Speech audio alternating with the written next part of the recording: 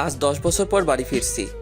10 বছর আগে ছিলাম একটা অপদার্থ ছেলে, যার ছিল না কোনো মেধা, ছিল না পড়ার প্রতি মনোযোগ এবং ছিল না টাকা পয়সা। বলতে গেলে ছেলেটি সব দিক দিয়ে জিরো। আর আজ সেই ছেলেটি টপ 5 বিজনেসম্যানদের একজন, যার নেই কোনো টাকার অভাব, নেই কোনো যোগ্যতার অভাব। কিন্তু 10 বছর আগে ছেলেটির সব দিক দিয়ে অভাব ছিল। আপনারা হয়তো কিছুই বুঝতেছেন না। তাহলে চলুন 10 বছর আগে ঘটে যাওয়া ঘটনাগুলো জেনে আসি, তাহলেই বুঝতে পারবেন।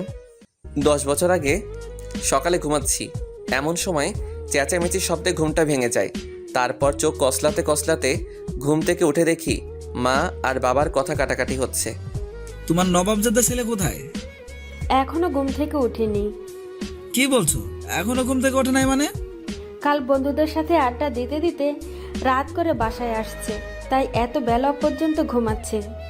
কি পড়ালেখার ধারেও কাছেও নাই, আর রাতে বন্ধুদের সাথে আড্ডা দেয়? তামিমকে ডেকে নিয়ে আসো। আচ্ছা, এই বলে আমার রুমে আসতে যাব, তখনই আম্মু আমাকে ডেকে বলল, এই তো তোমার ছেলে ঘুম থেকে উঠলো।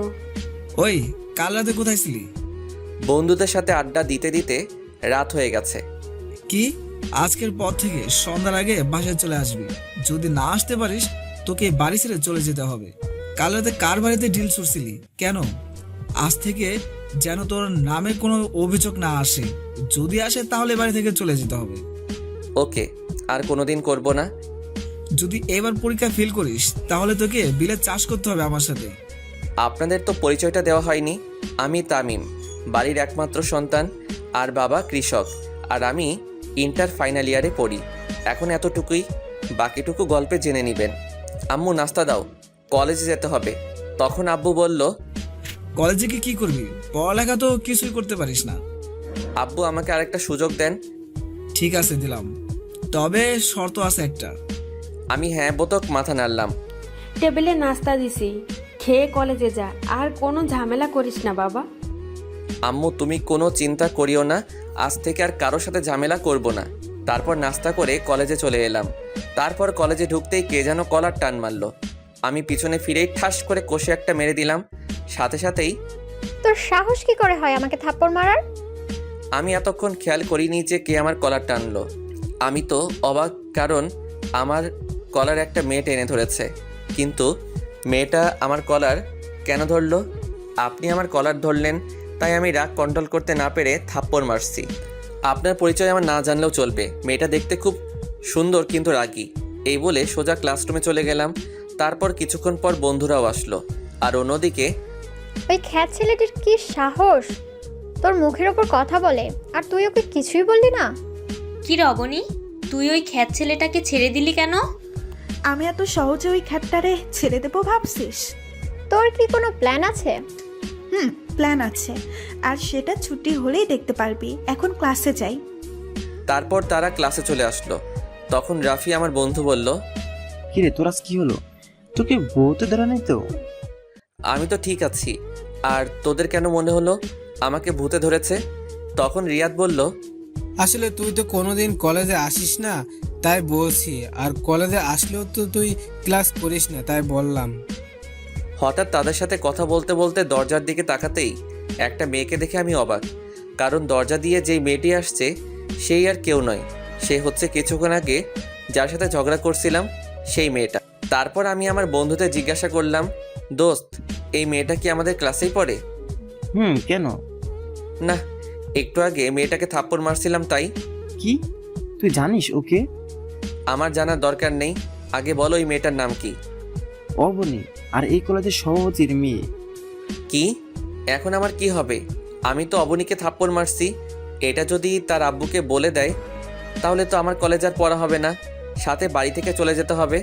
অন্যদিকে অবনীর বান্ধবী নীলা অবনীকে বলে, অবনী দেখ, ওই খ্যাতটা আমাদের সাথেই পড়ে। তাহলে তো আমার আরো সুবিধা হলো। আমিও তাই ভাবছি। তারপর দেখি স্যার ক্লাসে এসে আমাকে দেখে স্যার বলল, ক্লাসে কিছু এলিয়েন দেখতেছি, তোমরা কি তাদের দেখতেছো?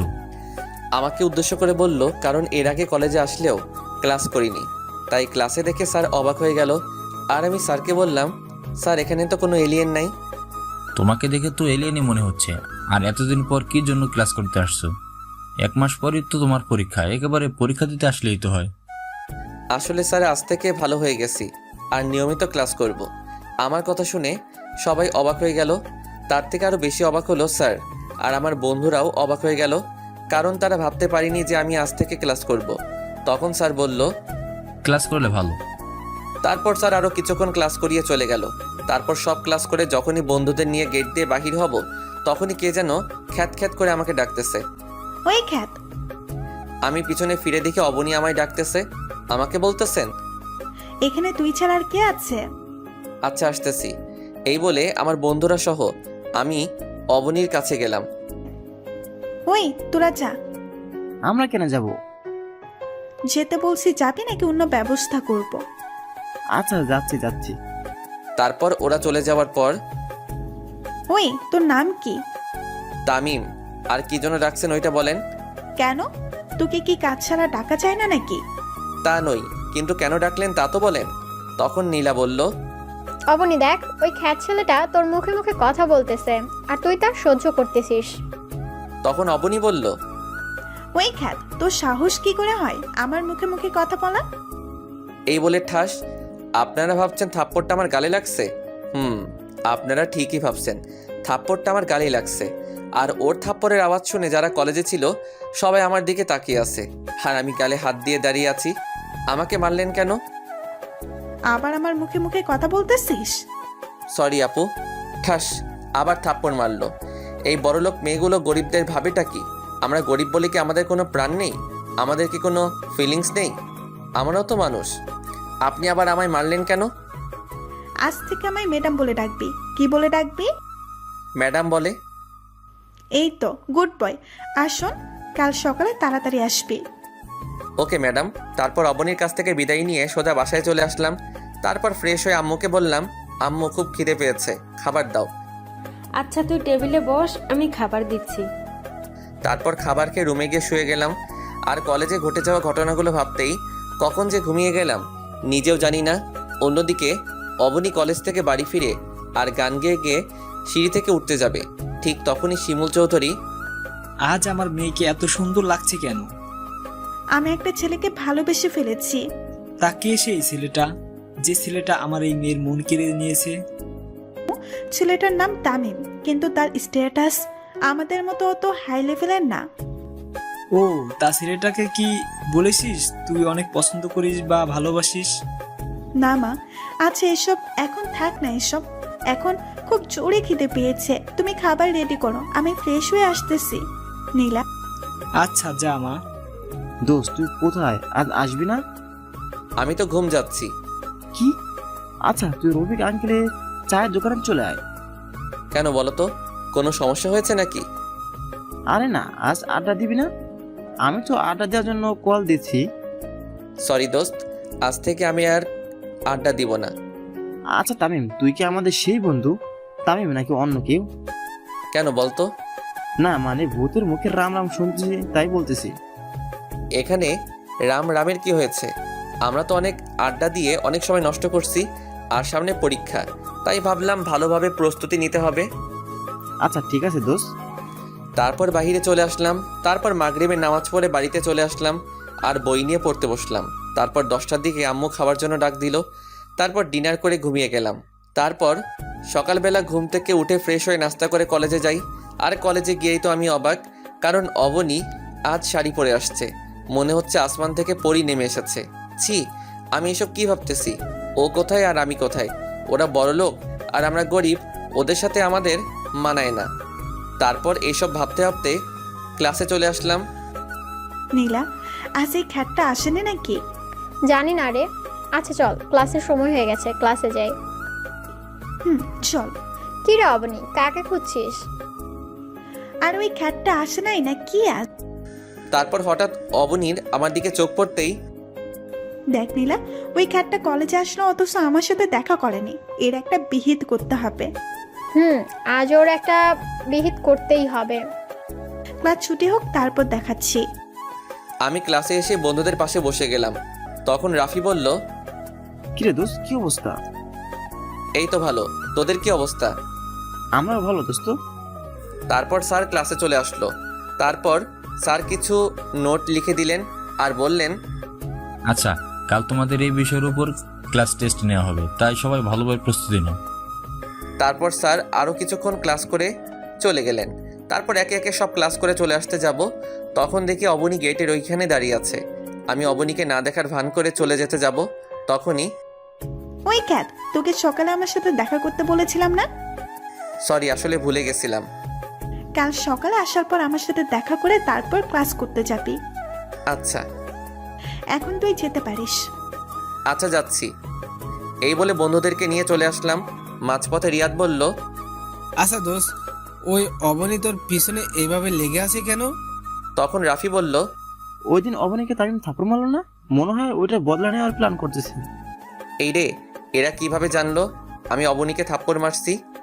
সত্যি তুই অবনীকে থাপ্পড় মারছিস? তাহলে তো তুই শেষ। আরে এমনি ভয়ে ভয়ে আছি, আর তুই সেইখানে আরো ভয় দেখাচ্ছিস। কোথায় সাহস দিবি তা না করে উল্টা আমায় ভয় দেখাচ্ছিস। তোরা কি আদৌ আমার বন্ধু নাকি শত্রু তা আজও জানতে পারলাম না। দোস্ত ওসব বাদ দে তো, কাল যে টেস্ট পরীক্ষা হবে তা নিয়ে কিছু ভাবছিস? যা হবে কাল দেখা যাবে। আচ্ছা চলি দোস্ত, আর ভালোভাবে প্রস্তুতি নিস। ওদের সাথে কথা বলতে বলতে বাড়িতে চলে আসলাম। বাড়িতে ঢুকে মাকে বললাম, আম্মু খুব খিদে পেয়েছে, খাবার দাও। আচ্ছা তুই ফ্রেশ হয়ে আয়, আমি টেবিলে খাবার দিচ্ছি। তারপর আমি ফ্রেশ হতে চলে গেলাম। অবনী, তুই এই খ্যাতটাকে সবসময় এভাবে ছেড়ে দিস কেন? আরে অপেক্ষা কর, ফাইনাল পরীক্ষার পর আমাকে থাপ্পড় মারার প্রতিশোধ নেব। দেখ কাল কি করি। মুখে তো বলে দিলাম, তামিমকে কি আমি শাস্তি দিতে পারবো না? আমি তামিমের থেকে প্রতিশোধ নিতে পারবো না, কারণ আমি যে তামিমকে খুব ভালোবেসে ফেলেছি। তামিমকে কি আমি বলতে পারবো আমার ভালোবাসার কথা? কিরে, তুই কি ভাবছিলি এতক্ষণ? সে কখন থেকে ডাকতেছি, তোর কোনো খুশি নেই? না কিছু না, চল বাড়ি যাই। তারপর ওরা দুজনে বাড়ি চলে আসলো। এদিকে তামিম ফ্রেশ হয়ে খাবার খেয়ে ঘুমিয়ে পড়ে। তারপর সন্ধ্যা দিকে মাগরিবের নামাজ পড়তে বসে, কারণ কাল তার টেস্ট পরীক্ষা, তাই ভালোভাবে প্রস্তুতি নিতে হবে। তারপর 2 ঘন্টা পরে একটু বিশ্রাম নেয়, তারপর ডিনার করে শুয়ে পড়লাম। সকালবেলা 6টায় ঘুম থেকে উঠে ফ্রেশ হয়ে আবার পড়তে বসলাম। তারপর দেখতে দেখতে কলেজের সময় হয়ে গেল। তারপর নাস্তা করে কলেজে চলে এলাম। তারপর অবনীর সাথে দেখা করে ক্লাসে চলে এলাম। তারপর প্রিন্সিপাল এসে আমাকে ডেকে তার কেবিনে নিয়ে গেল।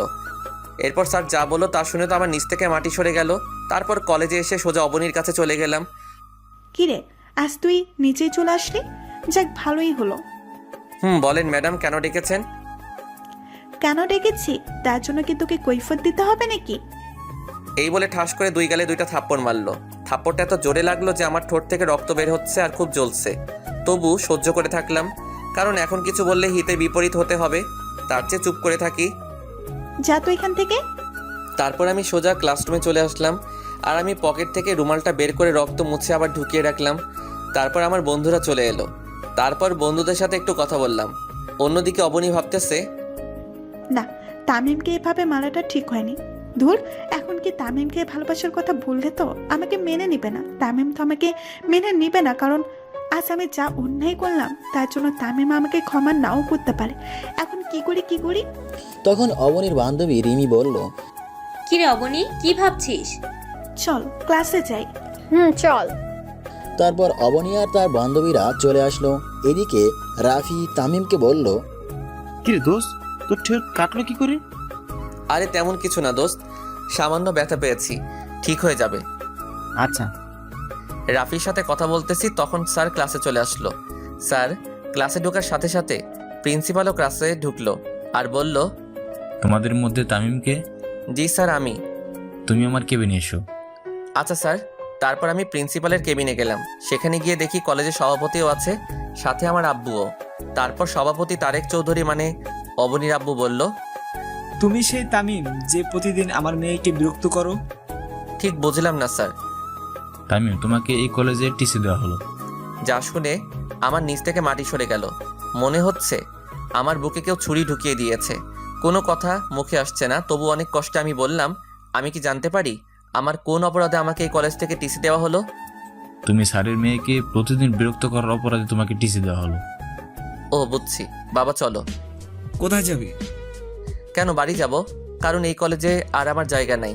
তখন আব্বু স্যারকে অনুরোধ করে বলল, স্যার প্লিজ আমার ছেলেকে আরেকটা সুযোগ দিন। আমার ছেলে যতই খারাপ হোক না, এই কাজটা করতেই পারে না। আপনার ছেলে কেমন তা আমাদের জানা হয়ে গেছে, যেমন ছেলে তেমন বাবা। বাবাকে অপমান হতে দেখে আর চুপ থাকতে পারলাম না। সোজা গিয়ে সভাপতির কলার চেপে ধরে বললাম, মিস্টার তারেক চৌধুরী, আপনি আমাকে যতই অপমান করুন মারুন, কিন্তু আমার বাবাকে অপমান করবেন না। তারপর প্রিন্সিপাল এসে আমাদের ছাড়িয়ে নিয়ে তারপর আমার আব্বুকে বলল, এই যে মিস্টার, আজকের পর থেকে যেন আপনাকে আর আপনার ছেলেকে এখানে আর না দেখি, এখনই বেরিয়ে যান। আব্বু চলো। তখন তারেক চৌধুরী বলল, তোকে আমি দেখে নিব। যত পারিস দেখে নিস। তারপর আর কথা না বলে বাবাকে বাহিরে এনে ক্লাসে গিয়ে স্যারের অনুমতি নিয়ে ক্লাসে ঢুকে বইগুলো নিয়ে বাহিরে চলে যাব। ঠিক তখনই, তামিম, তুমি কোথায় যাচ্ছ? সরি স্যার, এই কলেজ থেকে টিসি দেওয়া হয়েছে, তাই চলে যাচ্ছি। আমি এই কথা বলার সাথে সাথে অবনী বলে উঠল, তোমাকে কে টিসি দিছে? তার চাকরি আমি কেড়ে নিব। সরি ম্যাডাম, আমরা গরিব হতে পারি কিন্তু কারো দয়া নিয়ে বেঁচে থাকতে চাই না। আর মিস অবনী চৌধুরী, একটা কথা বলে রাখি, আজ এই কলেজ থেকে আমাকে বাহির করে দেওয়া হচ্ছে, কিন্তু এমন একটা দিন আসবে যেদিনে এই কলেজটা আমার হবে। সেই দিন দেখব তারেক চৌধুরী সভাপতিত্ব কোথায় থাকে। It's my challenge, Mrs Abani Chowdhury. Sir দোয়া করবেন। দোস্ত, আমাকে তোর দোয়া করিস। এই বলে ক্লাস থেকে বাহির হয়ে সোজা বাবাকে নিয়ে বাড়িতে চলে আসলাম।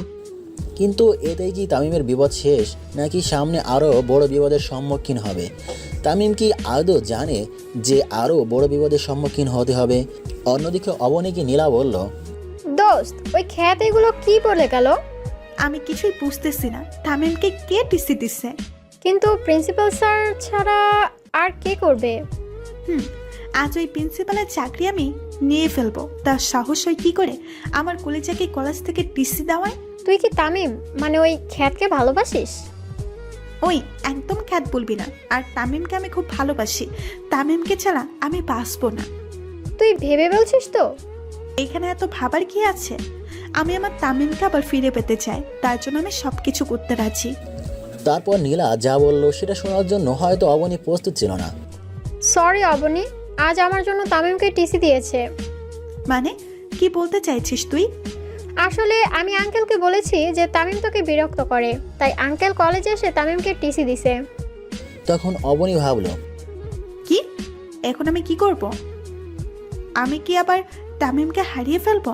না, আমি তামিমকে হারাতে চাই, কিন্তু আমার বারবার কেন মনে হচ্ছে আমি হারিয়ে ফেলেছি। না, আজ যে করেই হোক তামিমের বাসায় যেতে হবে। কিন্তু আমি তো তামিমের বাড়ি চিনি না। তো কি হয়েছে? তামিমের বন্ধু রাফির থেকে জিজ্ঞেস করব। কি ভাবতেছিস? কিছু না। এই বলে ক্লাস থেকে বেরিয়ে সোজা বাড়ি চলে গেল। এদিকে তামিম আর তার বাবা বাড়ি পৌঁছে গেল। তারপর যা বাবা বলল, যা শুনে তামিমের মাথার উপর আকাশ পড়েছে এমন অবস্থা হয়ে গেল। একদিনে দুইটা জ্বর তামিম সামলাতে না পেরে ব্যালেন্স হারিয়ে বসে পড়ে। কারণ তামিমের বাবা তামিমকে বলল, তামিম যখন বাড়িতে ঢুকতে যাবে ঠিক সেই সময় আব্বু বলল, তুই কোথায় যাচ্ছিস?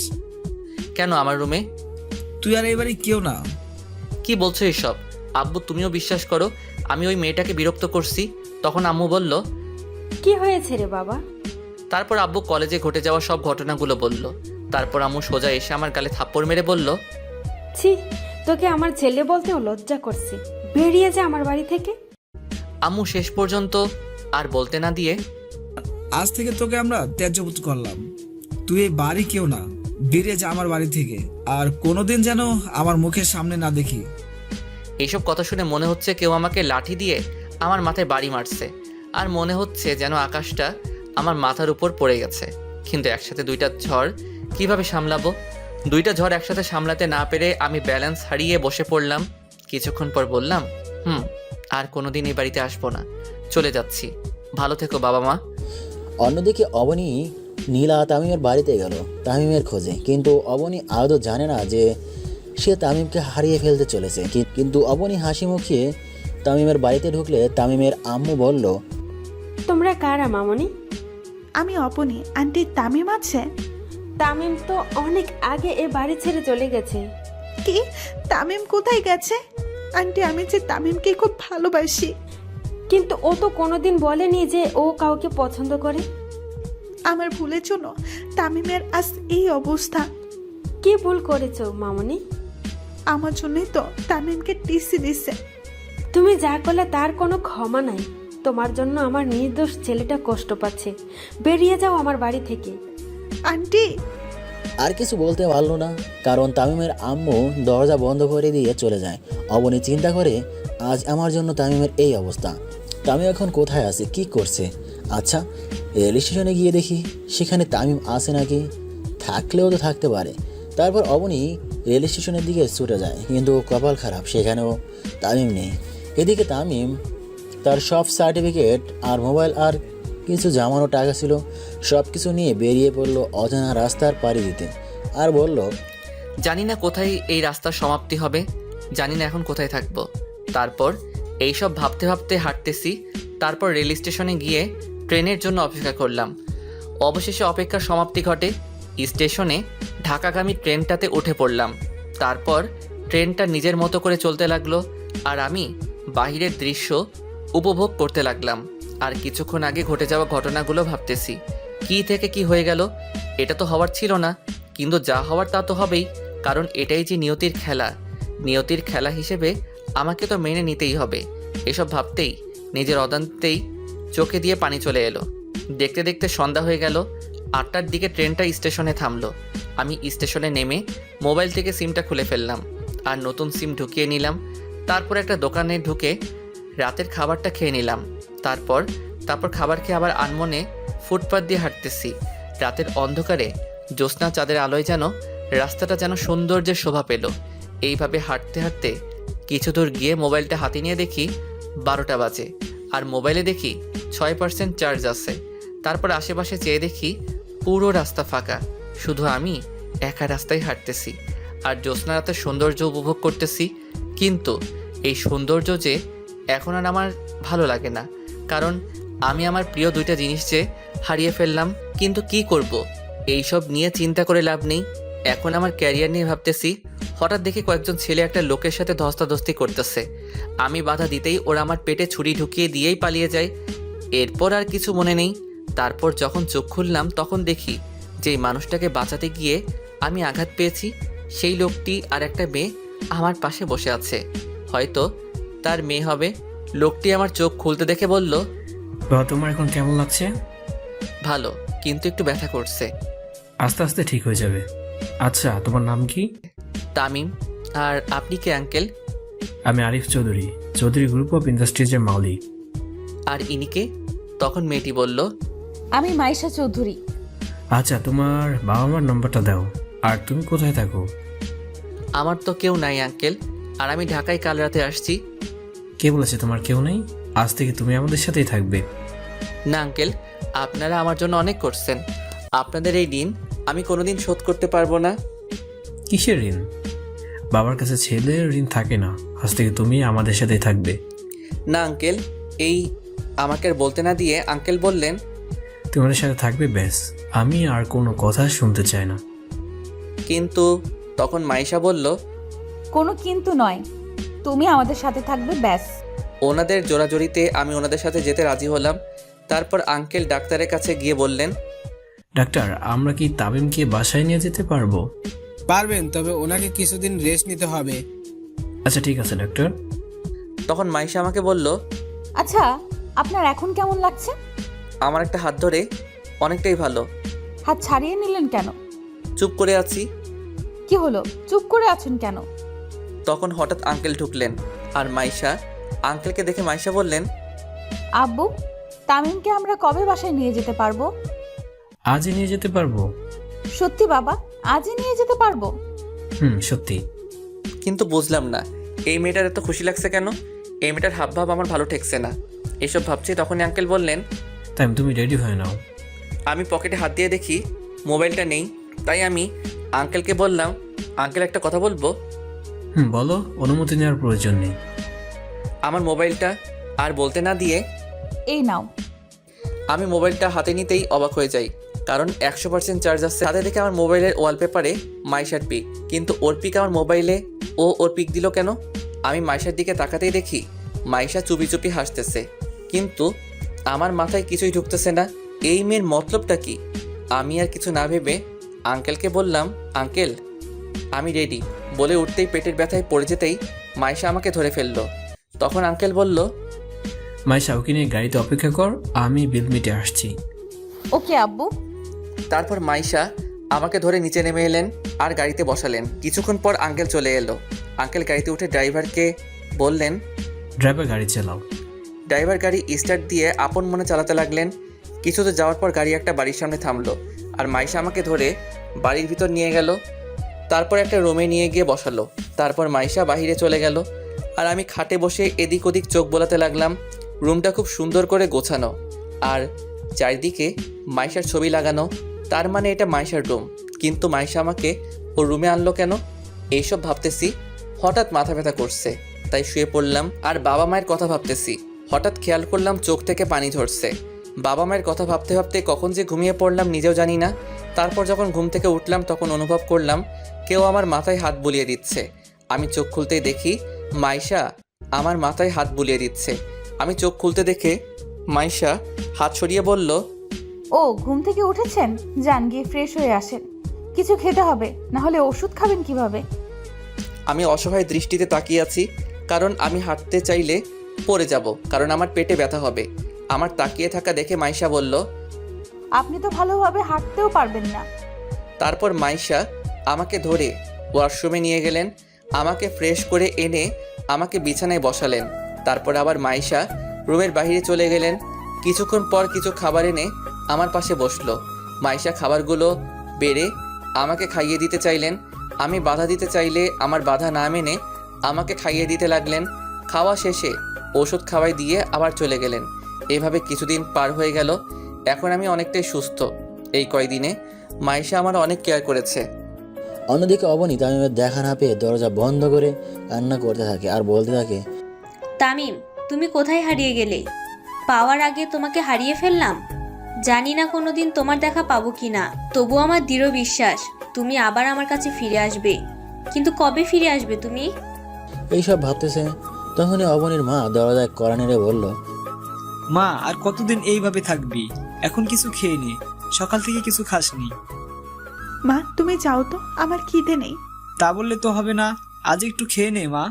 তুই না খেলে কি তামিম তোর কাছে ফিরে আসবে? মা আমি এখন কি করব? আমি যে তামিমকে খুব ভালোবেসে ফেলেছি। তোর ভালোবাসা যদি সত্যি হয় তাহলে তামিম আবার তোর কাছে ফিরে আসবে। তাই যেন হয় মা। দোয়া করি যেন তামিম আবার তোর কাছে ফিরে আসে। এই খাবারটা খেয়ে নে। অবনী দরজাটা খুলে দেয় আর খাবারগুলো খেয়ে ঘুমিয়ে পড়ে। হঠাৎ অবনী স্বপ্ন দেখে। অবনীর মন খারাপ, তাই অবনী বাড়ি থেকে হাঁটতে হাঁটতে পার্কের দিকে যেতে থাকে। কিছুক্ষণ হাঁটার পর পার্কে পৌঁছে যায়, কিন্তু পার্কে যখন ঢুকে তখন অবনী দেখতে পায় একটা ছেলে আর একটা মেয়ে কাঁধে মাথা রেখে কথা বলছে। অবনী আর একটু এগিয়ে গিয়ে আরও ভালো করে লক্ষ্য করে দেখে ছেলেটাকে সেই চেনে। ছেলেটি আর কেউ নয়, ছেলেটি হলো তামিম। কিন্তু অবনী পাশে থাকা মেয়েটিকে চিনতে পারেনি। তাই অবনী তামিমের কাছে যখন যায় তখন তামিম আর মেয়েটি চলে যেতে থাকে। কিছুক্ষণ যাওয়ার পর দেখে তামিম আর মেয়েটি উধাও হয়ে যায়। অবনী না বলে চিৎকার দিয়ে ওঠে, যার কারণে শিমুল চৌধুরীর ঘুমও ভেঙে যায়। অবনী চিৎকার করায় শিমুল চৌধুরী বলল, কি হয়েছে মা, চিৎকার করলি কেন? মা তামিম আমাকে ছেড়ে চলে গেছে। তুই খারাপ স্বপ্ন দেখছিস হয়তো। আচ্ছা এখন ঘুমিয়ে পড়। ওকে মা। অবনী তামিমের কথা ভাবতে ঘুমিয়ে পড়ে। এদিকে ফ্রেশ হতেই বাইরে বের হতেই মাইশা রুমে আসলো আর তামিমকে বলল, চলো ডিনার করতে। আপনি যান, আমি আসতেছি। মাইশা চলে গেল। আমিও কিছুক্ষণ পর নিচে এলাম। নিচে এসে চেয়ারে বসলাম। তারপর মাইশা প্লেটে খাবার বেড়ে দিল। আমি খেতে লাগলাম। খাওয়ার মাঝখানে আঙ্কেল বলে উঠল, তামিম, তোমার এখন কেমন লাগছে? আঙ্কেল পুরোপুরি ভালো। তুমি কোন ইয়ারে পড়ো? ইন্টারের ফাইনাল ইয়ারের পরীক্ষা দিব, কিন্তু দিতে পারিনি। কাল তোমাকে মাইশার কলেজে ভর্তি করে দেব। আচ্ছা ঠিক আছে আঙ্কেল। তোমার সার্টিফিকেটগুলো আছে তোমার সাথে? আছে। মাইশা, তাহলে কাল তামিমকে নিয়ে ভর্তি করে দিস। ওকে বাবা। না, তার দরকার হবে না, আমি নিজেই ভর্তি হয়ে নিব। আচ্ছা, তোমার যা ভালো মনে হয়। আচ্ছা, আরেকটা কথা ছিল। কি কথা আঙ্কেল, বলেন। এরপর আঙ্কেল যা বললেন তা শুনে তো আমি অবাক। কাল থেকে তুমি ক্লাস করে আমার সাথে অফিস সামলাবে। এটা শোনার পর আমি অবাক হয়ে গেলাম। আঙ্কেল এটা কি বলল? আমাকে চিনে না অথচ আমাকে বিশ্বাস করে তার কোম্পানির দায়িত্ব নিতে বলছেন। কিন্তু আমি তো এই দায়িত্বটা নিতে পারবো না। আঙ্কেল এসব কি বলেন? আমার পক্ষে সম্ভব না আঙ্কেল। কেন সম্ভব না? কারণ আপনার কোম্পানি সামলানোর মতো যোগ্যতা আমার নাই। কাল থেকে তুমি আমার সাথে অফিস সামলাবে। কিন্তু আর বলতে না দিয়ে আঙ্কেল বলল, কোনো কিন্তু না, তুমি অফিস সামলাবে মানে সামলাবে। আমি আর কোনো কিছুই শুনতে চাই না। কিন্তু আঙ্কেল, আপনি আমাকে চিনেন না, জানেন না, অথচ আমাকে আপনার কোম্পানি সামলানোর দায়িত্ব দিচ্ছেন কেন? কারণ আমি জানি তুমি কোনোদিন আমার সাথে বিশ্বাসঘাতকতা করবে না, এটা আমার বিশ্বাস। আপনি আমাকে এতটা বিশ্বাস করেন? আচ্ছা, আমি যদি কোনোদিন আপনার সাথে ভুলে বিশ্বাসঘাতকতা করে ফেলি, আল্লাহ না করুক, তখন কি আমার ক্ষমা হবে? যদি তা ক্ষমার অযোগ্য হয়? চাই তুমি কোনোদিন আমার সাথে বিশ্বাসঘাতকতা করবে না, আর করলেও নিজের ছেলেকে শাস্তি দিব, তারপর আবার আপন করে নেব। আঙ্কেল বলল, আমার নিজের অজান্তে চোখ দিয়ে পানি ঝরতেছে। মাইশা তা খেয়াল করতে পেরে বলল, কি হলো, তুমি কাঁদছো কেন? মা বাবার কথা মনে পড়তেছে তো, তাই হয়তো কান্না পাচ্ছে। আর যদি তারা থাকতো তাহলে কতই না ভালো হতো। তুমি কি আমাকে এখনো আপন ভাবতেই পারোনি? তা না আঙ্কেল, এই বলে খাবার রেখে ছাদে চলে আসলাম। কি হলো, এভাবে চলে গেলে কেন? হয়তো বাবা মার কথা মনে পড়ছে, হয়তো তাই মনে হয় চলে গেছে। হয়তো মন খারাপ হয়েছে, তুই গিয়ে দেখ তো। ওকে বাবা। এই বলে মাইশা খাবার শেষ করে আমার রুমে এসে দেখে আমি নাই। তারপর ছাদে চলে আসে, আর আমি কাঁদতে কাঁদতে বললাম, বাবা তুমি আমাকে ভুল বুঝলে। তোমরা দুনিয়াতে থাকা সত্ত্বেও তোমাদের সাথে কথা বলতে পারছি না তোমাদের সাথে দেখা করতে। কেন বাবা? আমার তো কোনো দোষ ছিল না, তবু কেন বাবা মা তোমরা আমায় ভুল বুঝলে? এইসব ভাবতেছি আর চোখ দিয়ে পানি ঝরতেছে। হঠাৎ কেউ আমার কাঁধে হাত রাখলো। আমি তাড়াতাড়ি চোখের পানি মুছে পিছন ফিরে দেখি মাইশা দাঁড়িয়ে আছে। আমি মাইশাকে দেখে বললাম, ম্যাডাম আপনি এখানে? আসতে হলো, আর আমাকে একদম ম্যাডাম ডাকবে না। আপনারা কোথায় আর আমি কোথায়? আপনাকে ম্যাডাম না ডেকে আর কি ডাকবো? আমাকে তুমি নাম ধরেই ডাকবে। ম্যাডাম কি করছেন? তামিম, একটা কথা বলবো? বলেন, কিন্তু আর একটু দূরে যান। আচ্ছা যাচ্ছি। তারপর মাইশা আমার থেকে এক হাত দূরে সরে দাঁড়ালো। এইবার বলেন, কি বলবেন আপনি? তোমার কোনো গার্লফ্রেন্ড আছে? কি যে বলেন, আমার মতো একটা খ্যাত ছেলেকে কি কেউ ভালোবাসতে পারে? এছাড়া আমার আর একটা কথা বাকি আছে, কিন্তু তোমাকে কিভাবে যে বলি, তুমি রাগ করবে না তো? রাগ করার মতো কথা হলে অবশ্যই রাগ করব। I love you Tamim. হসপিটালে তোমাকে প্রথম দেখাতেই ভালো লেগে যায়। এই প্রথম আমি কাউকে আমার ভালোবাসার কথা জানালাম। তুমি কি আমাকে তোমার সব দুঃখ কষ্টের ভাগিদার হতে দেবে? প্লিজ, তুমি আমায় ফিরিয়ে দিও না। এই মেয়ে বলে কি আমিও তোকে পছন্দ করি, কিন্তু আমার পক্ষে যে মাইশাকে ভালোবাসা পসিবল না। আপনার মাথা ঠিক আছে তো ম্যাডাম? কেন আমার মাথা ঠিক থাকবে না কেন? আমার মনে হচ্ছে আপনার মাথা ঠিক নাই। কেন ঠিক নাই? আপনি ঠিক থাকলে আমাকে ভালোবাসার মতো বোকামি করতেন না। কেন, তোমাকে ভালোবাসা কি বোকামি নাকি? তা নয়তো কি? আমি কোথায় আর আপনি কোথায়? আমি একজন সাধারণ ছেলে, আর তার চেয়ে বড় কথা হলো আমি আঙ্কেলের মনে কষ্ট দিতে পারবো না, তাই আমার পক্ষে তোমাকে ভালোবাসা সম্ভব না। আমি এত কিছু শুনতে চাই না। তুমি আমাকে ভালোবাসবে কিনা বলো। তুমি যদি আমাকে আর একবার ভালোবাসার কথা বলো, তাহলে আমি এখান থেকে চলে যেতে বাধ্য হব। আমার কথা শুনে মাইশা ভয় পেয়ে যায়, তাই মাইশা কিছুক্ষণ ভাবার পর বলল, না, তুমি আমাকে না ভালোবাসো, তবু এই বাড়ি থেকে চলে যেও না প্লিজ। ওকে, যাব না। আচ্ছা, তুমি আমাকে না ভালোবাসো, কিন্তু আমরা ফ্রেন্ড তো হতে পারি। ওকে ডান, বাট অনলি ফ্রেন্ড, আর কিছু না, মনে থাকে যেন। ফ্রেন্ড। আমরা যেহেতু ফ্রেন্ড, তাহলে আমরা তুমি করে বলতে পারি তো? ওকে, সমস্যা নাই ম্যাডাম। আবার madam? Sorry Maisha. It's okay. এরপর আর হলে কোনো ক্ষমা নাই। ওকে মহারানী। রাত তো অনেক হলো, চলো এবার গিয়ে ঘুমিয়ে পড়ো। ওকে, তুমিও যাও। এই বলে আমি ছাদ থেকে নেমে আমার রুমে চলে গেলাম, কিন্তু মাইশা ছাদ থেকে নিচে নেমে সোজা তার বাবার রুমে যায়, আর বাবাকে বলল, বাবা আসবো? আয় মা, কিন্তু তুই কাঁদছিস কেন? আচ্ছা বাবা, আমি যদি তোমার কাছে কিছু চাই, তাহলে আমাকে দিবে তো? অবশ্যই দিব। আমার মেয়ে আমার কাছে কিছু চাইবে আর আমি দিব না, এটা কখনো হয়? কিন্তু বাবা, এটা অন্য সব কিছুর থেকে একদম আলাদা। আমি যদি আমার ভালোবাসার মানুষকে চাই, তাহলে কি তুমি আমাকে দিতে পারবে? অবশ্যই দিব, কিন্তু সেই ছেলেটা কে যাকে তুই আমার কাছে চেয়েছিস? বাবা, তাকে তুমি খুব ভালো করে চিনো। কিন্তু বলবি তো? যে আমার প্রাণ বাঁচিয়েছে, আমি তাকে ভালোবাসি, কিন্তু ও আমাকে ভালোবাসে না। আমার ভালোবাসা গ্রহণ না করে আমাকে ফিরিয়ে দিয়েছে। তামিমের কথা বলছিস? তামিম খুব ভালো ছেলে, তুই কোনো চিন্তা করিস না। এখন বল আমাকে কি করতে হবে? তামিমকে সব সময় আমার পাশে থাকতে বলবে, এতেই হবে। শুধু এতটুকুই? আচ্ছা আমি বলে দিব। থ্যাংক ইউ আব্বু। এখন অনেক রাত হয়েছে, গিয়ে শুয়ে পড়। ওকে আব্বু। এই বলে মাইশা আঙ্কেলের রুম থেকে সোজা তার রুমে চলে যায় আর তামিমের কথা ভাবতে ভাবতে ঘুমিয়ে পড়ে। আমি রুমে গিয়ে মোবাইলে অ্যালার্ম দিয়ে শুয়ে পড়লাম। কিছুক্ষণের মধ্যেই ঘুমিয়ে গেলাম। সকালবেলা অ্যালার্মের শব্দে ঘুমটা ভেঙে যায়। তারপর ফ্রেশ হয়ে নামাজ পড়ে একটু হাঁটাহাঁটি করে ছাদে চলে গেলাম। ছাদে গিয়ে সকালের সৌন্দর্য উপভোগ করতে লাগলাম। পাখির কিচিরমিচিরের শব্দে যেন মনটা যেন ভালো হয়ে গেল। ছাদে আরও কিছুক্ষণ থেকে নিজের রুমে চলে গেলাম। রুমে গিয়ে শুয়ে গেলাম। হঠাৎ কেউ দরজায় নক করলো। আমি গিয়ে দরজা খুলে দিলাম। দরজা খুলতেই দেখি মাইশা দাঁড়িয়ে আছে। মাইশাকে আমি বললাম, তুমি এইখানে? তুমি উঠছো নাকি দেখতে আসলাম। আমি তো অনেক আগে উঠেছি। ও, তো এতক্ষণ কি করেছো? এই তো শুয়েছিলাম। কেন, কিছু বলবে নাকি? নাস্তা করতে হবে, কলেজে যাবে না? এত তাড়াতাড়ি? কলেজে গিয়ে কি করব? আর আমি তো ভর্তি হইনি। কয়টা বাজে দেখছো? কয়টা বাজে? 9:30 বাজে। এক্ষুনি নাস্তা করে কলেজে যেতে হবে। ওকে, তুমি যাও, আমি আসতেছি। আচ্ছা তাড়াতাড়ি আসো, আমরা তোমার জন্য অপেক্ষা করতেছি। এই বলে মাইশা চলে গেল। আমিও রেডি হয়ে নিচে নেমে এলাম। তারপর চেয়ারে গিয়ে বসে পড়লাম।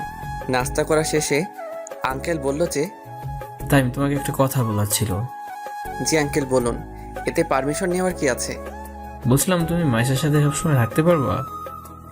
পারবো। আমি তো ওর কলেজে ভর্তি হব। তাহলে এত চিন্তা করতেছেন কেন? আচ্ছা তুমি গাড়ি চালাতে পারো? পারি আঙ্কেল। তাহলে আর কোনো চিন্তা করতে হবে না। ঠিক বুঝলাম না আঙ্কেল। তো মাইশার সাথে একসাথে কলেজ যাবে, আর কলেজ ছুটি হলে মাইশাকে বাড়িতে ড্রপ করে অফিসে আসতে পারবে। আর এই নাও কার্ড, অফিস চলে আসো। পারবো আঙ্কেল, আপনি চিন্তা করবেন না। আচ্ছা তুমি এখন তোমার সকল কাগজপত্র নিয়ে কলেজে গিয়ে ভর্তি হতে যাও, আর আমি প্রিন্সিপাল স্যারকে বলে দিব। Okay uncle. এই বলে রুমে গিয়ে সব কাগজপত্র নিয়ে নিচে চলে এলাম। আর মাইশাকে বললাম, মাইশা চল। দাঁড়াও, আমি এক্ষুনি আসতেছি। আচ্ছা যাও, আমি গাড়িতে অপেক্ষা করতেছি। এই বলে আমি গাড়ি বাহির করতে গেলাম। গাড়ি বাহির করে গাড়িতে বসে মাইশার জন্য অপেক্ষা করতেছি, কিন্তু ওনার আসার কোনো খবর নাই। কিছুক্ষণ অপেক্ষা করার পর দেখি মাইশা একটা নীল শাড়ি পরছে, সাথে ম্যাচিং করে নীল চুড়ি আর ঠোঁটে হালকা গোলাপি রঙের লিপস্টিক। সব মিলিয়ে মাইশাকে একদম নীল পরীর মতো লাগতেছে। আমি তো দ্বিতীয়বারের মতো ক্রাশ খেলাম। ওর থেকে চোখই ফেরাতে পারছি না, কিন্তু আমি ওর প্রতি দুর্বল হলে চলবে না, এইসব ভাবতেছি আর মাইশার দিকে তাকিয়ে আছি। এই যে কি দেখছো এইভাবে? এই কি হলো, কথা বলতেছো না কেন? কি কি কি এইভাবে কি দেখতেছো? কই কিছু না তো। শাড়িতে আমায় কেমন লাগছে? এই প্রথম পরলাম। একদম পেতনির মতো লাগতেছে। কি, আমি পেতনি? আচ্ছা এইসব কথা থাক, কলেজে যাওয়া যাক। চলো। তারপর গাড়ি ড্রাইভ করে কলেজে চলে আসলাম। আমি মাইশাকে ক্লাসরুমে চলে যেতে বলে সোজা প্রিন্সিপালের রুমে চলে গেলাম আর বললাম, স্যার আসতে পারি? Yes, coming. আমি রুমে ঢুকলাম আর প্রিন্সিপাল স্যার বলল, কি জন্য আসছো? ভর্তি হতে আসছি স্যার। কোন বর্ষে? ফাইনাল ইয়ারে। কি, আর 1 মাস পর তোমাদের পরীক্ষা আর তুমি এখন ভর্তি হতে আসছো? আগের কলেজ থেকে টিসি দিছে, তাই পড়তে পারিনি।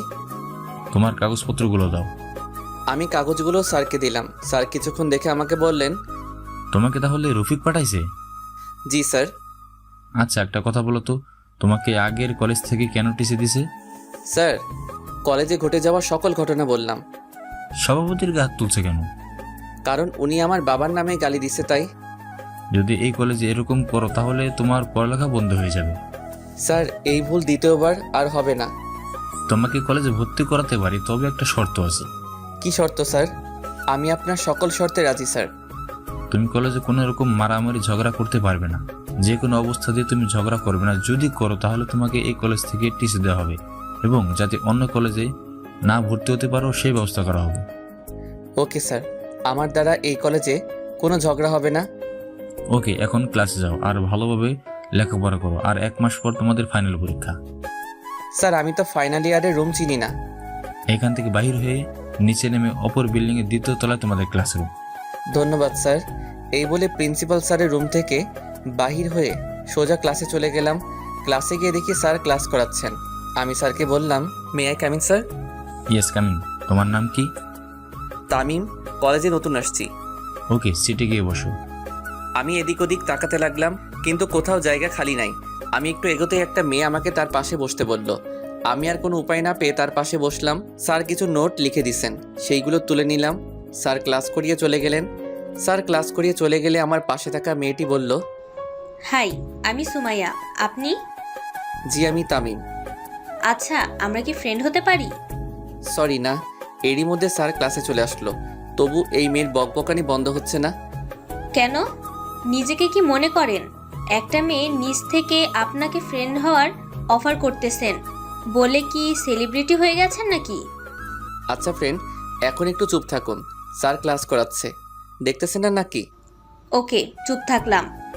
আচ্ছা, আমরা যখন ফ্রেন্ড, তো তুমি করে বলা যায় না? যা ইচ্ছা বলেন, তবু কথা একটু কম বলেন। ওকে, আর কথা বলবো না। একে একে সব ক্লাস করে বাইরে এসে গাড়ির পাশে মাইশার জন্য অপেক্ষা করতেছি, কিন্তু এখনো আসতেছে না কেন? কিছুক্ষণ পর দেখি সুমাইয়া আর মাইশা একসাথে বাহির হচ্ছে। তারপর মাইশা এসে বলল, সুমাইয়াও আছে, এই মেয়েটা এখানে কেন? চলো তামিম, একটা রেস্টুরেন্টে যাই। রেস্টুরেন্টে কেন? আমার খুব খিদা লাগছে। এত কথা না বলে তাড়াতাড়ি গাড়িতে উঠে রেস্টুরেন্টে চলো। Okay madam. এই সুমাইয়া, গাড়িতে ওঠ। উনি যাবেন নাকি? কেন, তোমার কোনো সমস্যা নাকি?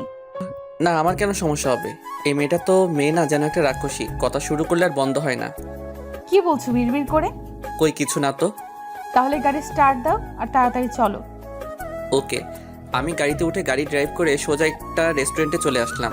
তারপর একটা স্পেশাল কেবিনে বসলাম। তখন সুমাইয়াকে মাইশা বলল, কি খাবি, অর্ডার দে। তুই অর্ডার দে না। তামিম, তুমি কি খাবে? তোমরা যা খাবে আমিও তা খাবো। ওকে, ঠিক আছে, আমি অর্ডার দিচ্ছি। দে।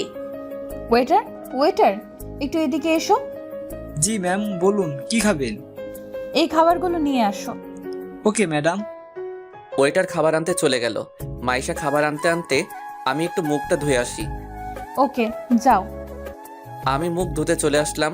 আমি চলে যাওয়ার পর সুমাইয়া মাইশাকে বলল, মাইশা, ছেলেটা কে রে? দেখতে খুব হ্যান্ডসাম। আমার তো প্রেম করতে ইচ্ছে করতেছে রে। আমার সেটিং করিয়ে দে না। খবরদার ওর দিকে চোখ দিলে তোর খবর আছে। ও তোর হবু দুলাভাই লাগে। কি? তুই তাহলে ওকে ভালোবাসিস? খুব ভালোবাসি। আব্বু বলছে খুব তাড়াতাড়ি আমাদের বিয়ে দিবে। তোর কপাল খুব ভালো রে। কেন? কারণ এমন একটা হ্যান্ডসাম বর পাইছোস। আমি খুব খুশি। আমি তামিমকে খুব ভালোবাসি। এরই মধ্যে খাবার চলে আসলো। আমিও মুখ ধুয়ে চলে আসলাম। আমাকে আসতে দেখে ওরা দুইজনেই চুপ হয়ে গেল। আমি গিয়ে বসে পড়লাম। তারপর খাওয়া শেষে বিল দিয়ে মাইশাকে আর সুমাইয়াকে ড্রপ করে দিয়ে আঙ্কেলের অফিসের দিকে রওনা দিলাম। কিছুক্ষণ ড্রাইভ করার পর আঙ্কেলের দেওয়া ঠিকানায় পৌঁছে গেলাম। আমি গাড়ি থেকে নেমে দেখি অনেক বড় একটা কোম্পানি, আনুমানিক 16 তলা হবে। কাল্পনিক, সো এটা নিয়ে ট্রল করবেন না। আমি এত বড় অফিস দেখে অবাক হয়ে গেলাম। আমি লিফট দিয়ে 8 তলায় উঠে সামনের দিকে এগোতে লাগলাম। সামনে দেখি আঙ্কেলের কেবিন। আমি আঙ্কেলের কেবিনে নক করে বললাম, আসতে পারি আঙ্কেল? তাই তুমি ভিতরে আসো, চেয়ারে বসো। Okay uncle. আমি গিয়ে চেয়ারে বসে পড়লাম। তখন আঙ্কেল বলল, মাইশাকে বাড়িতে ড্রপ করে দিচ্ছ? আঙ্কেল। গুড। দুপুরে খাবার খেয়েছো? রেস্টুরেন্ট থেকে 2 জন খেয়ে নিয়েছি। ওকে, ভালো করেছো। চল।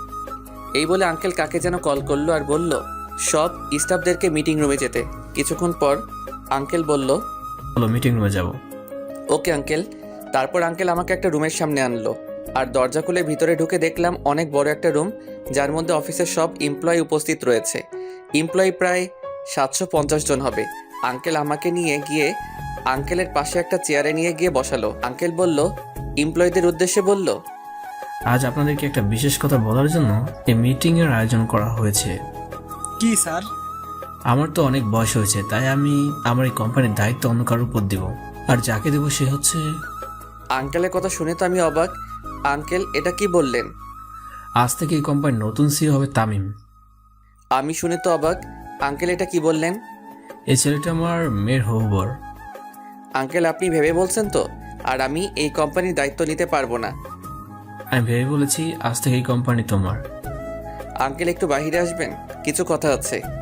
এখানে বলতেছি না কারণ এখানে কোম্পানির সব স্টাফরা আছে। চলো, এক্সকিউজ মি, আমি একটু পর আসছি। আঙ্কেল আর আমি বাইরে চলে এলাম। আঙ্কেল বললেন, এইবার বল কি কথা। আঙ্কেল আপনি এসব কি বলতেছেন? কনফারেন্স রুমে আপনার মাথা কি ঠিক আছে? আমার মাথা একদম ঠিক আছে। তাহলে এসব কি? এই কোম্পানির দায়িত্ব আমি কিভাবে নিব? আমি তো একটা সাধারণ পরিবারের ছেলে। আর সবচেয়ে বড় কথা হলো আমাকে আপনি ভালো করে চিনেনই না, তারপরও আমাকে আপনার কোম্পানির দায়িত্ব দিয়ে দিচ্ছেন। আমি কোনো কথা শুনতে চাই না। তুমি আজ থেকে কোম্পানি নিবে মানে নিবে। সরি আঙ্কেল, আমি আপনার কথা রাখতে পারলাম না। আজ যদি তোমার বাবা হতাম তাহলে কি আমাকে এভাবে ফিরে দিতে? ফিরিয়ে দিতাম। কিন্তু কেন?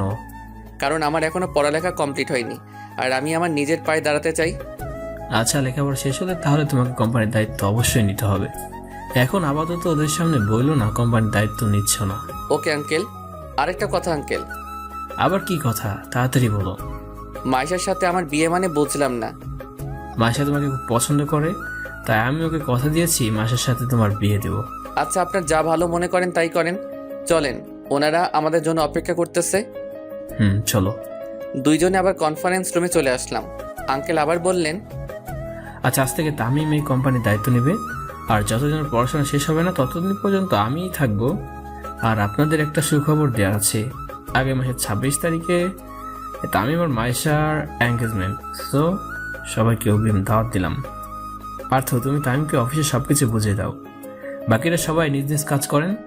তারপর পার্থ সাহেব একে একে সব আমাকে বুঝিয়ে দিলেন, কিন্তু আমি একটু কম এডুকেটেড হওয়ায় সব কিছু বুঝতে পারিনি, তবে কিছু কিছু বুঝতে পারছি। এরপর আমি সব কিছু বুঝে নিয়ে আঙ্কেলের কেবিনে গিয়ে আঙ্কেলকে বললাম, আঙ্কেল আমার কি আর কোনো কাজ আছে? নাই, কেন? তোমার কি কোনো কাজ আছে? আসলে আঙ্কেল কয়েকদিন পরে আমাদের পরীক্ষা, তাই আমার প্রস্তুতি নেওয়া দরকার। যাওয়ার ভালোভাবে পড়েও। Okay uncle. এই বলে আমি অফিস থেকে বাহির হয়ে সোজা গাড়ি নিয়ে বাড়িতে চলে আসলাম। বাড়িতে এসে গাড়ি পার্ক করে সোজা রুমে চলে গেলাম। আর রুমে গিয়ে দেখি মাইশা আমার খাটে ঘুমিয়ে আছে। ঘুমন্ত অবস্থায় ওকে একদম পরীর মতো লাগতেছে। মন চাচ্ছে গিয়ে একটা কিস দিয়ে আসি, কিন্তু মনকে সান্ত্বনা দেওয়ার জন্য বলতেছি, না তামিম, তোর জন্য এত শান্তি নাই রে, তাই তুই মাইশা থেকে দূরে থাক, এতেই তোর ভালো হবে। আমি আর কিছু না ভেবেই সোজা ফ্রেশ হতে গেলাম। ফ্রেশ হয়ে বাহির হয়ে দেখি মাইশা বসে আছে। আমাকে ওয়াশরুম থেকে বাহির হতে দেখে মাইশা বলল, তুমি কখন আসছো? এইমাত্র আসলাম। কিন্তু তুমি আমার রুমে কি করছো? রুম গোছানোর জন্য আসছিলাম, কিন্তু হঠাৎ করেই ঘুম চলে আসে, তাই ঘুমিয়ে পড়ি। I'm sorry Tamim. It's okay. আর যেন আমার রুমে ঘুমিয়ে যেতে না দেখি। আমার বাড়িতে থাকো আর আমাকে তোমার রুমে ঘুমাইতে না বলছো? কি হাস্যকর, তাই না? ওকে, তুমি যখন বলছো তাহলে আর ঘুমাবো না। তাই তো আমি তার বাড়িতে থাকি, অথচ আমি তাকেই বলছি আমার রুমে না আসতে। সত্যি হাস্যকর ব্যাপার। না আসতে পারবে, কোনো সমস্যা নাই, কারণ এটা তো তোমার বাড়ি। আচ্ছা, তুমি অফিস থেকে চলে আসছো কেন? সামনে তো আমাদের পরীক্ষা, প্রস্তুতি নিতে হবে, তো তাই চলে আসলাম। ও ভালো, আমারও অনেক অধ্যায় বাকি রয়ে গেছে। চলো দুজনে একসাথে শেয়ার করে পড়ি। ওকে, কি করব? আমারও যে অনেক পড়া বাকি, তাই না করলাম না। ওকে, কি খাবে, কফি নাকি চা? তুমি বানাবে নাকি? আমি বানাবো। তাহলে তো কফি খেতে হয়। ওকে, তুমি বসো, আমি কফি বানিয়ে আনছি। ওকে। মাইশা রান্নাঘরে চলে গেল, আর আমি বই নিয়ে খাটের উপরে বসে পড়লাম। কিছুক্ষণ পর মাইশা কফি নিয়ে আসলো। দুইজনে কফি খেতে আড্ডা দিলাম। কফি খাওয়া শেষ হলে দুইজনে বই নিয়ে পড়তে বসি। কিছুক্ষণ পরে মোবাইলটা নিয়ে ছাদে চলে আসলাম। তারপর পুরনো সিমটা অ্যাক্টিভেট করে রাফিকে কল দেই। কয়েকবার রিং হওয়ার পর কলটা রিসিভ হলো। হ্যালো রাফি। কে ভাই আপনি? তোর বাপ বলতেছি। ধুর, আমার বাপ এখন আমার সামনে বসে আছে, আরে তুই আবার আমার কোন মায়ের জামাই রে? রাফি ফাইজলামও বাদ দে, বল তোরা কেমন আছিস রে? আমরা ভালো আছি না খারাপ আছি, তার তোর খবর নেওয়ার কি দরকার? 2 মাস হয়ে গেল আমাদের কোনো খবর নিসনি। আসলে সরি ভাই, আমি খুব কষ্টে ছিলাম, তাই তোদের সাথে কথা বলতে পারিনি। কি কষ্ট রে ভাই, আর তুই এখন কোথায় আছিস? আমি এখন ঢাকায় আছি। আচ্ছা আব্বু আম্মু কেমন আছে রে? ওদের জন্য খুব মন খারাপ করছে। আঙ্কেল আন্টি একদম ভালো নেই। তুই যাওয়ার পর এমন একটা দিন নাই যে আঙ্কেল আন্টি তোর কথা জিজ্ঞাসা করেনি। কি কি জিজ্ঞেস করছিল রে, বল না। তুই কোথায় যাচ্ছিস, তুই কোথায় আছিস, আমাদের সাথে তোর কথা হয় কিনা। আন্টি বলেছে তোকে নাকি ভুল বুঝে বাড়ি থেকে বাইর করে দিছে, কিন্তু কেন? আচ্ছা রাফি, আম্মুকে আমাকে ক্ষমা করছে? আন্টি তো আমাদের সাথে কথা হলেই বলে রাফি তোমরা আমার ছেলের সাথে কথা হলে বলবা বাড়ি ফিরে আসতে। আমরা তাকে ক্ষমা করে দিছি। সত্যি? কিন্তু কিসের জন্য এই ক্ষমা? আমি তো কিছু বুঝি নাই, আমাকে একটু বলবি? পরে বলবো। আর আমি কালই চট্টগ্রাম চলে আসবো, কারণ আমার আম্মু আব্বু যখন ক্ষমা করে দিছে তাহলে আমি চলে আসবো বাড়িতে। কিন্তু কিসের জন্য ক্ষমা, আমাকে একটু বল। আগে আমি আসি, তারপর বলবো নি। আমি তো কালকে চট্টগ্রাম ফিরে আসতেছি, তখন না হয় জানতে পারবি। ওকে, কাল কয়টায় আসবি? সকালের বাসে চলে আসবো। আচ্ছা, পরে কথা হবে রে। ওকে দোস্ত, ভালো থাকিস। রাফির সাথে কথা বলে কলটা কেটে দিয়ে পিছনে ফিরে তাকিয়ে দেখি তো আমি অবাক, ও এখানে কখন আসলো? তামিম, তুমি এতক্ষণ কার সাথে কথা বলছিলে? আমার বন্ধুর সাথে।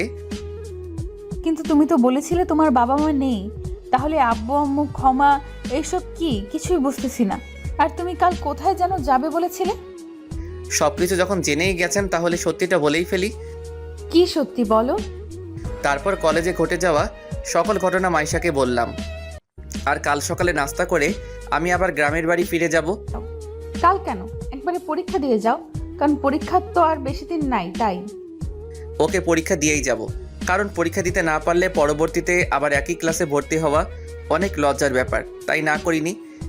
পরীক্ষা শেষ হলে তোমার সাথে আমিও যাব। সেটা পরে দেখা যাবে। এই বলে আমি ছাদ থেকে রুমে চলে আসলাম। তারপর কিছুক্ষণ ফেসবুকিং করলাম আর গল্প পোস্ট করলাম। যখনই অফলাইন হতে যাব তখনই সুমাইয়ার আইডি থেকে মেসেজ আসলো। হাই। হ্যালো, কেমন আছিস? ভালো, তুমি? আমিও ভালো। কি করতেছিস? বসে আছি, তুমি? আমিও বসে আছি।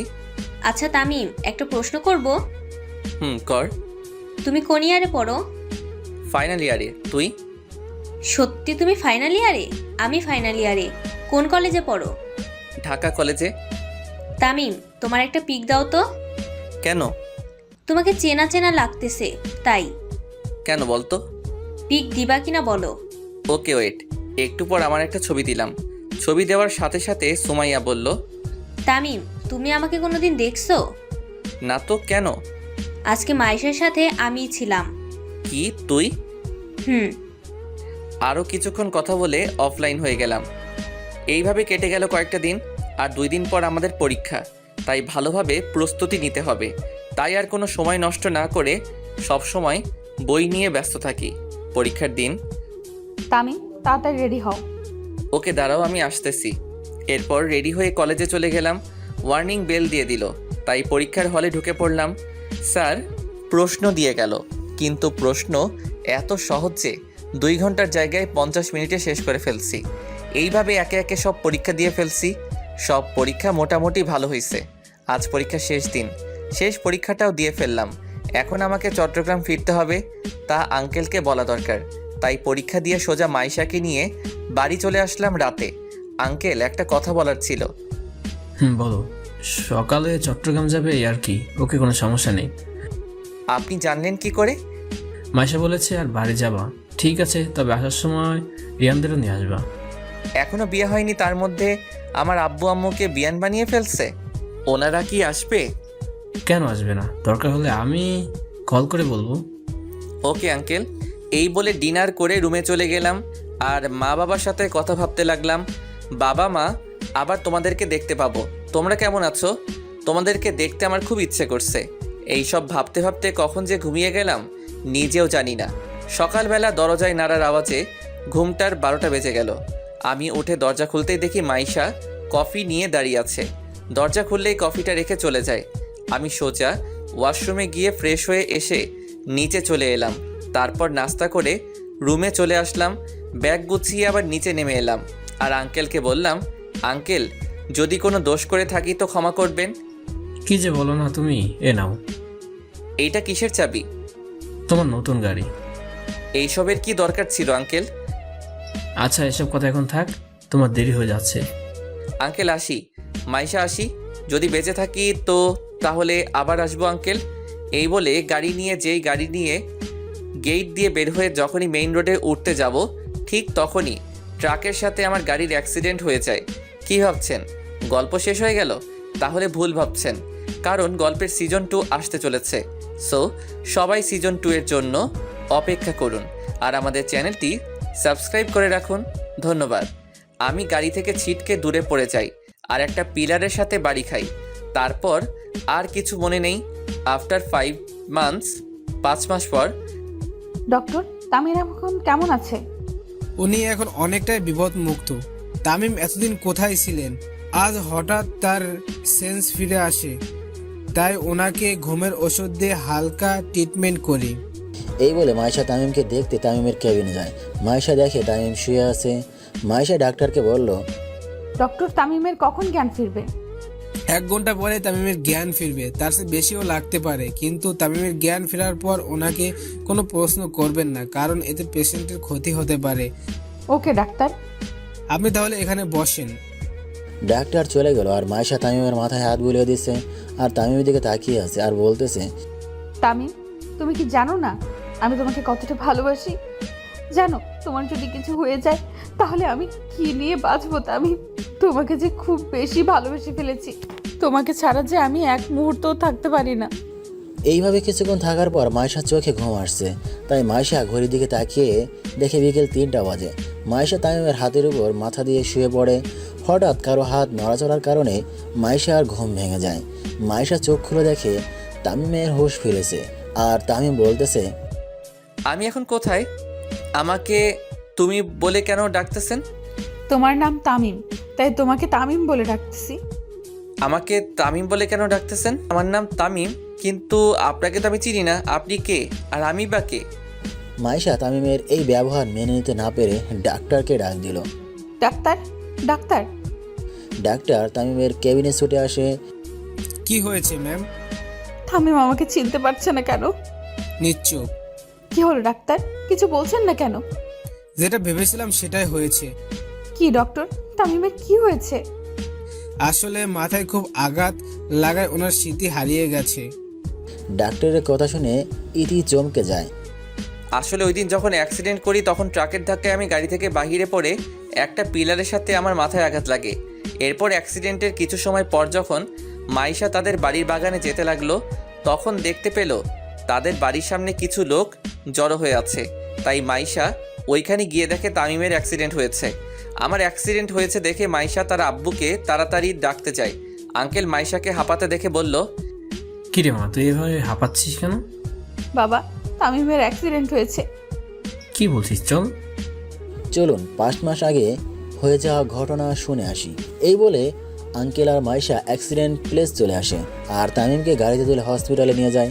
কিন্তু ডাক্তাররা তামিমকে ওটিতে নেওয়ার 1 ঘন্টা পর তামিমের ট্রিটমেন্ট করে যখন কিছু হচ্ছে না দেখে ডাক্তাররা জবাব দিল, সরি মিস্টার রফিক, ওনাকে ইমিডিয়েটলি সিঙ্গাপুর হসপিটালে নিয়ে যেতে না পারলে তামিমকে বাঁচানো সম্ভব না। কিন্তু এত তাড়াতাড়ি ফ্লাইট কোথায় পাবো? আমরা জানি না, আপনাকে দ্রুত পেশেন্টকে সিঙ্গাপুর নিয়ে যেতে হবে। ওকে ডাক্তার, তাহলে আমি তামিমকে একটা অ্যাম্বুলেন্সে শিফট করে দেন আর এখন তামিমকে সিঙ্গাপুরে নিয়ে চলে যাব। কিন্তু এত তাড়াতাড়ি কিভাবে যাব? ফ্লাইট রেডি হতে হতে তো 1 দিন লাগবে। আমাদের প্রাইভেট প্লেন করে চলে যাব। ওকে আব্বু। ডাক্তার, তামিম অ্যাম্বুলেন্সকে শিফট করে দেন। ওকে। কিছুক্ষণ পর তামিমকে অ্যাম্বুলেন্সে শিফট করা হলো। তারপর অ্যাম্বুলেন্স নিয়ে এয়ারপোর্টের দিকে রওনা দিল আর মাইশা তামিমের হাত ধরে কাঁদতে কাঁদতে বলল, তামিম, তুমি এইভাবে আমার সাথে কথা না বলে থাকতে পারবে না। তামিম কথা বলো প্লিজ, তামিম কথা বলো। তামিম, তোমার এই অবহেলা যে আমি সহ্য করতে পারি না। মাইশার এই অবস্থা দেখে আঙ্কেল বলল, কাঁদিস না মা, দেখ সব ঠিক হয়ে যাবে। নিজের মেয়ের অবস্থা দেখে বাবার সান্ত্বনা দেওয়া ছাড়া আর কি করার আছে, তাই সান্ত্বনা দিচ্ছেন। আর কী বা করবেন। দেখতে দেখতে অ্যাম্বুলেন্স এয়ারপোর্টে পৌঁছে গেল। এরপর তামিমকে অ্যাম্বুলেন্স থেকে প্লেনে শিফট করা হলো। প্লেন স্টার্ট করলো। রাত 9টার দিকে প্লেনটি সিঙ্গাপুরের এয়ারপোর্টে ল্যান্ড করলো। এরপর তামিমকে নিয়ে হাসপাতালে ভর্তি করায়। তামিমকে ওটিতে নেওয়া হয়। কিছুক্ষণ পর ডাক্তার বেরিয়ে আসলো। ডাক্তারকে বেরিয়ে আসতে দেখে আঙ্কেল আর মাইশা ডাক্তারের কাছে গিয়ে ডাক্তারকে বলে, ডক্টর, তামিমের কি অবস্থা? ডাক্তার নিশ্চুপ। কি হলো, চুপ কেন ডাক্তার? আমরা অপারেশন সাকসেসফুল করেছি, কিন্তু কিন্তু কি ডাক্তার? আপনাদের পেশেন্টের কোমায় চলে গেছে। তামিমের কি জ্ঞান ফিরবে না কখনো? ফিরবে, কিন্তু কবে ফিরবে তামিমের জ্ঞান? আমরা ঠিক বলতে পারবো না। তবে হয়তো 1 দিন ফিরতেও পারে, আবার 1 মাসও ফিরতে পারে। আবার তার থেকে বেশিও লাগতে পারে। কি আমরা কি তামিমকে দেখতে পারবো না? এখন তো দেখা যাবে না। মাইশা ডাক্তারের কথা না শুনে তামিমকে দেখতে ওটির দিকে যায় আর দরজার ওপাশ থেকে দেখে আর কান্না করতে থাকে। এইবার বাস্তবে ফিরে আসি।